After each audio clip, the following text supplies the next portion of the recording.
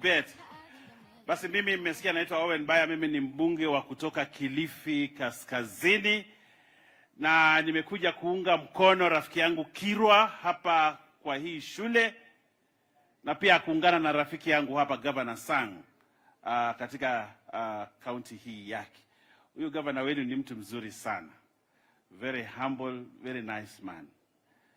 I don't know where he will go after this, but I know God will bless him as he moves out.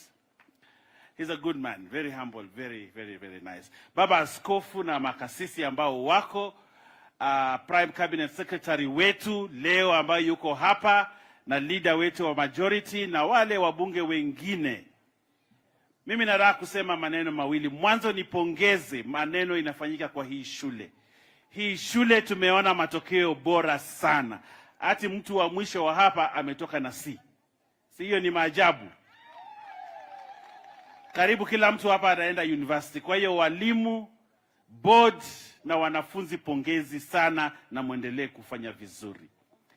La pili niseme hivi. Sisi kama viongozi lazima tuhubiri kwamba tulete taifa la Kenya pamoja. Ndio sababu mimi nimetoka kule Kilifi, kule mbali, kule pwani, nimefika hapa Nandi leo kuonyesha kwamba sisi ni taifa moja na lazima tuwe na umoja kama taifa la Kenya. Mimi nilichaguliwa na chama ya UDA pale pwani. Mimi ndio mjumbe peke yake nimechaguliwa na chama ya UDA pale Kilifi. Na hiyo haingefanyika kama William Ruto hangetangatanga mpaka Kilifi. Na mimi nasema kwamba hii kutangatanga William Ruto alikuwa nayo na wabunge wengine ndio ilileta serikali kwetu sisi leo. Kwa hiyo mimi sioni sababu ya kwamba ati mtu aseme ati mimi kama mbunge wa Kilifi nikae pale Kilifi peke yake. Kwani ninafanya nini? Nalalia mayai pale Kilifi? Si ninatoka nje? Mimi William Ruto amenitembeza hii Kenya, dunia ya Kenya yote tukitafuta hii serikali. Na mimi nataka kuambia kwamba mimi nitatembea, nitatangatanga, nitazidi ili 2027 tushike tena serikali. Ama mnasemaje? Lakini tukisema hati tukae pale tunakaa, hakuna kitu tutafanya.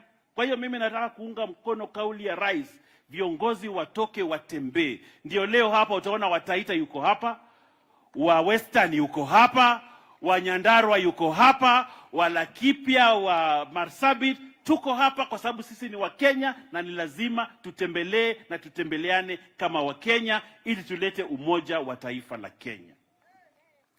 Ya pili, mimi nataka kusema kwamba uchaguzi wa 2022 ulimaliza na kuvunja pingu za ukabila.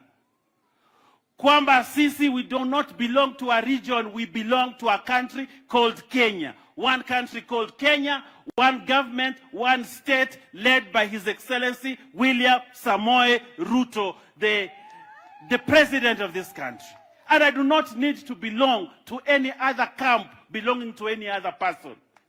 I will not relate to the president through another person. I will relate to him because he is my president. Na wale watu wanasema kwamba unajua mimi nataka kuchunga region yangu, Mimi niulize, wewe unataka kuchunga na kumobilize region yako, uipeleke wapi? Hiyo region ukiipata yote, ukikaa nayo, uipeleke wapi?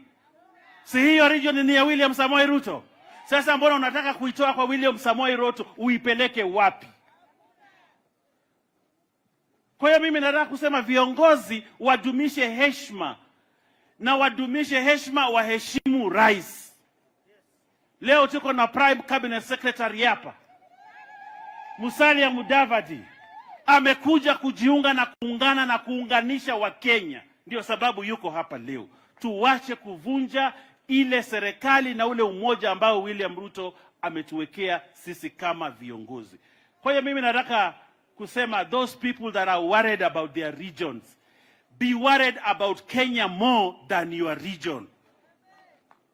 Be worried about Kenyans outside your region more than the people who are in your region. That way, we will build one united country, one prosperous nation, one prosperous country under the leadership of His Excellency William Samoei Ruto. Ama nyinyi watu hapa mna maoni tofauti? Si tujenge umoja wa taifa la Kenya. Wagiriama wakuje hapa, si ndio? Wakalenjin watoke hapa waende Mombasa. Waluya wakuje huku, wa hapa waende huko, ili tudumishe ile umoja, tuwe na one indivisible nation called the Republic of Kenya under the leadership of His Excellency William Samoei Ruto. Mimi sina zaidi ya hapo. Mimi nataka niseme nimewaletea nyinyi zawadi hapa kidogo ya Thanksgiving. Ara mimi niseme shukurani. Huyu Faruku najua anajua kuorganize maneno. Nilimwambia hata siku akifariki ataamuka ajiorganize funeral alafu arudi kwa kazi. Shilingi 1,100. Asante sana. Orabaki oe.